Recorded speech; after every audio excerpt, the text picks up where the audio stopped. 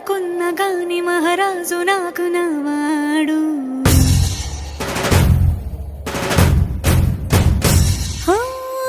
మాట పెడుసైనా మనసులో వెన్న రాయిలా ఉన్నవాడిలోన దేవుడెవరికి తెలుసును నాకన్నా.